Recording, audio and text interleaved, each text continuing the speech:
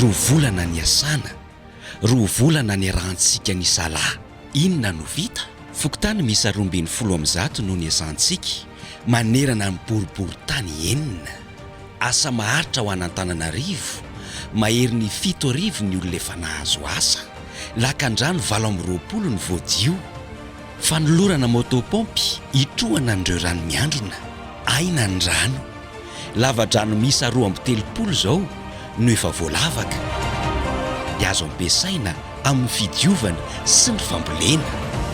Maro ihany koa ny lalakely sy ny tetezan-kazo namboarina. Ho an'ny fandriampahalemana, jiro 240 no efa voapetaka. Antananarivo madio ary manome asa ho an'ny mponina ny tarigetra. Fanofanana olona ny zatony amin'ny fanodinana fako lasa zezika no efa natao. Vahoaka salama, toe-karena mandroso.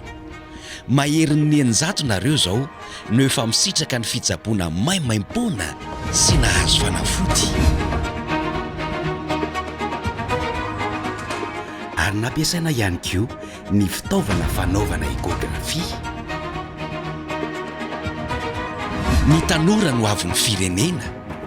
Fampiofanana maimaim-pona 20 no efa natao. Intelligence artificielle, teny vahiny, matematika. Olona 2,000 mahery no efa nisitraka an'izany. Ivitoeran'ny tanora 2 no efa nitsangana, eny Faravohitra, eny Ambohipo. Ary ho fitsinjovana ny isam-pokotany dia natsangana ny ivitoerana mobile mitety boriboritany. Ordinateur connecté efa-jato no ampiasaina amin'ireo.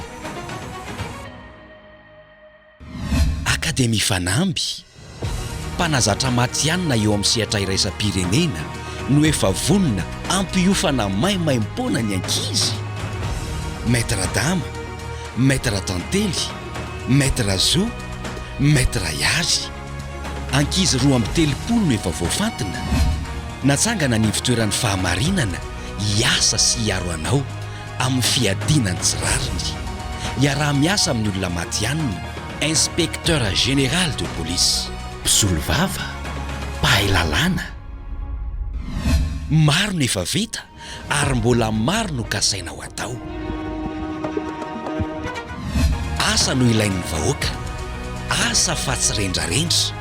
Ka aoka mba ny mahasoa aloha vao ny mahafinaritra no atao lara-pahamehana.